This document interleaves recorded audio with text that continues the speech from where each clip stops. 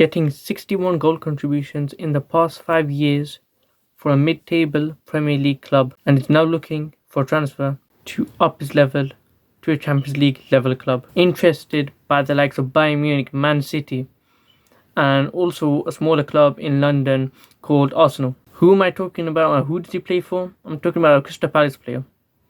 His name is Eze. And in this video, I'm going to talk if Eze is worth 60 million. And would he suit Arsenal? Before I carry on, could you like, comment, share, subscribe, and thank you for doing so. I really appreciate it. Now, Eze, he's most effective in the position of an inverted left attacker. He's comfortable on the left, also can shift to the middle, like to the number 10 role. But he primarily is most effective on the left. He's actually been used as a number 10 under previous managers such as Patrick Vieira and his current manager Oliver Glasner. But he's most effective on the left, as the main things that makes Eze so good is his creativity and passing. He averages about 2 key passes per 90 in the Premier League, and it puts him at the 94 to 96th percentile in the Premier League, somewhere between them. That is incredibly good for a player as young as he is. He also provides 4 crosses per 90, and which has a strong completion rate of about 26%. That's actually pretty good for a guy who's still not in his prime. Now, another key metric that makes Eze so good is his dribble and his ball progression. And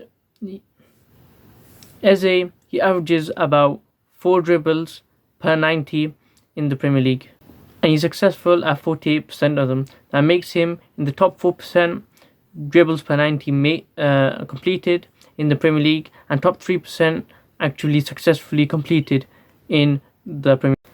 Now, his ball progression is a key thing and something which a lot of managers would like to look for in a player.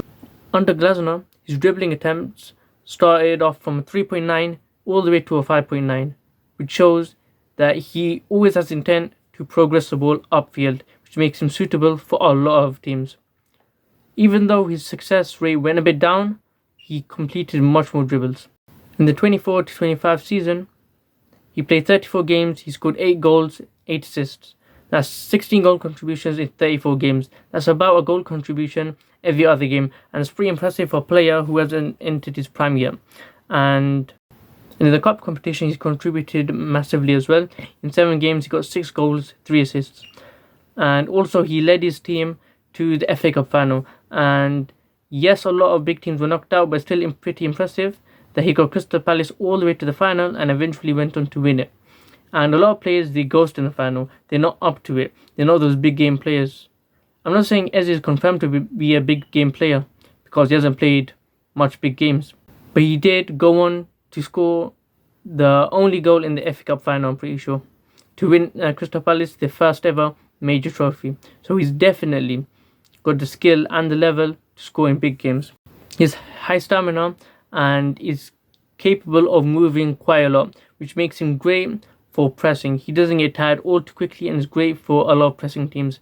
And teams nowadays, after 2015, a lot of them are pressing quite a lot. So that makes him really useful for managers who like to press. The thing about Eze, which isn't good, but I don't think it matters too much in my opinion, is he's aerially limited and he's not as good in defense. He barely tackles and he's not too good in the air. But I personally don't think as a big of an issue. As an attacker, you don't really have to do that. If you look at what Chelsea did with Hazard, or what QPR I think did with Thuram, I think one of them. But at least Hazard, what they made him do is don't defend at all, just attack. All you do is attack. And that's what a lot of teams should do with Eze. He's that person that will just attack for you. So I feel like these defensive numbers are pretty kind of irrelevant. Eze seems best in the left inverted winger role, as I've said previously. And he best probably fits in a formation such as a 4-3-3 or a 4-2-3-1 with an orthodox number 10 and probably another winger on the other side to help him. And I feel like he's a player that could actually take Arsenal to the next level, because they've Saka on the other side, an elite player. They don't really have another one on the left. They need the elite player, and like Olise has gone to Bayern and he's become elite, I really feel like Eze can do the same at Arsenal. He'll also be great in the free role as a number 10, and he can switch in between midfielders, and I feel like he'll be very, very effective there. But I feel like Arsenal, he wouldn't suit him that much because they have Odegaard there, and I don't think that Arteta would want Eze in that position, whereas Odegaard, he can create much more than that Arteta would allow Eze to do. So in Manchester City, he's probably more likely to be a number 10 there, and it would suit him there if he wants to be a number 10 at Man City. He'll also suit a manager who loves intense pressing, and that could be compensated by having a lot of more attacks against you and having your defense be more vulnerable. But if you position it well like Arteta does, it can really work out benefiting for you. So should he go to Arsenal? I feel like currently he should stay at Crystal Palace. He's young, he's got time, and because they're in Europa League, I think he'll do great in Europa League. But let's say they get knocked out early in the Europa League and he doesn't do as good as the season, then this ship might have just sailed. This is his chance to go to a big club. So should he go to another small club like Arsenal? I don't know, you tell me.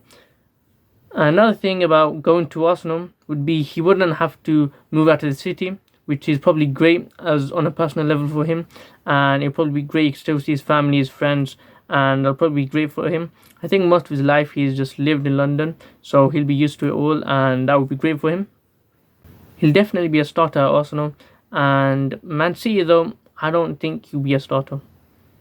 But Arsenal, he definitely could be a starter on the left side, and they'll play in the Champions League, and this is a chance to show him how good he can be. And Olise has done that. He's gone from Crystal Palace to Bayern, and look how he did. So Eze might look at him and be like, okay, he did that, I could do the same at Arsenal. And that's why I feel like he would do great at Arsenal. Should he go? I feel like he probably should.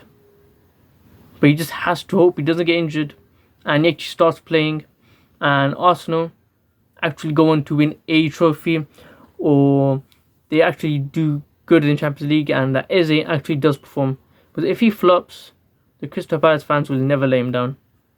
But on the other hand, he stays at Crystal Palace, he does an okay season, a mid-season, maybe even a below-average season, Arsenal might move on from him, go to another person, maybe even a younger person, and Eze might have missed his chance to go to a big team. But for 60 million, you're getting one of the best top 5, top 10 creative players in the league, one of the probably top 3 in the Prem, greatest dribblers right now in the Premier League, and for 60 million or even 68 million, I've heard, it's definitely worth it. I feel like Arsenal should pursue it, and I hope my club Chelsea also does pursue it. But I feel like Eze should go to Arsenal. Thank you for watching the full video. Can you like, comment, share, subscribe, and thank you for watching.